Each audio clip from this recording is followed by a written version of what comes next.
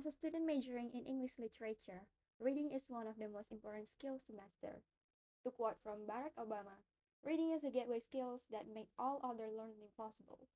By reading various forms of writing, such as passages, articles, essays, novel, and so on, we can open ourselves up to a variety of new knowledge and information, as well as develop our thinking and analytical skills. In this intermediate reading course project, I was assigned to read 30 titles of passages through a reading application that can be found on Play Store.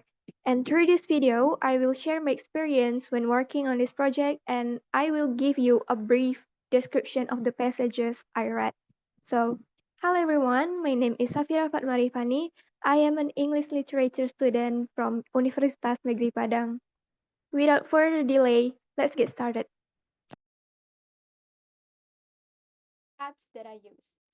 For this project, I use an app called Reading Power, Okuma Klime. Reading Power is an app from Turkey that focuses on reading comprehension to improve English reading skills for academic language, such as YDS, Yodil, YDT, and TOEFL, by providing a variety of reading passages according to ability level. It is available for free on Play Store for Android and App Store for iOS. The reason I chose this app is because of its modern and simple interface. I am a visual person, so an app that has a beautiful UI but still has a good UX is what I'm looking for.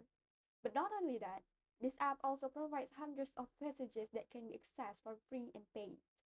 These passages are differentiated through English reading levels, such as beginner, intermediate, and advanced, and through categories such as people, culture, environment, science, and technologies, and lastly, food and health. Although some of the passages in this app can be only accessed through subscription, there are still plenty of free passages available for non-subscription users, which is perfect for me and this reading project. How I work on this project. My process in working on this project in the early weeks was not far from opening a book, and then I will be opening my laptop, and then I opening the Reading Power app, and then suddenly there was an incoming notification, and then I will be scrolling Instagram, procrastinating at its finest. But when I really got the inspiration and guidance to work on this project, I would sit in front of my laptop for hours until I slowly lost focus myself. How's that process? First, I will open the Reading Power app on my smartphone, and then I will open Microsoft Word on my laptop. I type these passages manually one by one because this application does not provide copy and paste like other reading applications. So the majority of the time when I work on this project, I spend on retyping all the passages that I access on my smartphone. While typing, I will read slowly what each passage was about. Then, after I finish typing, I will reread the typed passages on my laptop and answer all the questions for each passage. As for vocabulary, I will choose some random words or words that make me need more time to understand what they mean.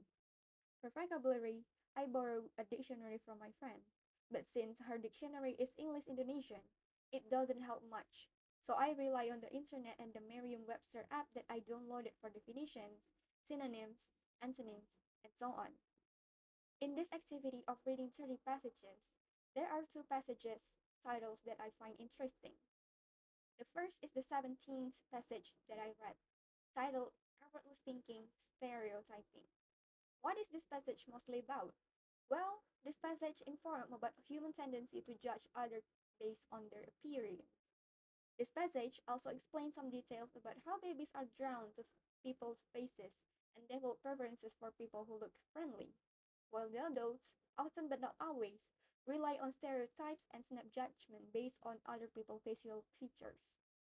The reason why I am impressed with this passage is how much I relate to the topic of the passage. We sometimes unconsciously judge others based on shallow judgment of appearance alone. The influence of media portrayal is also a factor why we often categorize people unfairly based on physical appearance. Although this attitude is influenced by our ancestral past to identify trust or potential mates based on quick appearance checks, it is important to be aware of this bias because these judgments are often unfair and inaccurate. People come in all shapes and sizes, and inner qualities like kindness, intelligence. This topic is also a bit related to the title of passages that impressed me next. This time it's my last passage titled Weak Ties, the Power of Acquaintances. This passage talks about the importance of casual acquaintances that we develop in our daily social lives and how it affects us positively. You may be wondering, what is casual acquaintances? They are people that we see regularly but don't know super well. For example, the Unitehs that we often pass her style when we are going to and back from campus every day, or the security guards who often bumped into us on campus. They might seem unimportant, but they hold surprising amount of value to our lives. The passage tells us exactly what makes them so important in the details, as how they are going to infuse our daily lives with unexpected little moment of joy, so that we will feel connected. The result of this little interaction of us joking with them, sharing a genuine smile, could momentarily lift us out of our worries and stress. This also relates to us trying to get to know them beyond our judgments through existing stereotypes. Who would have thought that the man who we never see smiles? Turns out when we talk to him, he is originally shy, and it turns out that he is more talkative when talking to his cat than to other people. Working on this intermediate reading project definitely had its challenges that disrupted the progress. As for me, the biggest challenge is myself, who is still unstable in determining priorities and time management. I am still often distracted by the slightest thing that appears on the homepage of my smartphone. But through those challenges, I also learned valuable knowledge in fighting against myself. I learned that I need a little awareness and encouragement in order for me to accomplish all the tasks that I have. The ways are usually from other people, like a warning from them. Or if it's from myself, it's the stress that pushes me to work. Either way, through this project, I learned a lot of knowledge from the passages that I read and the lessons that I learned from myself along the way. I think that's all from me. I bid you farewell. Assalamualaikum. Bye bye.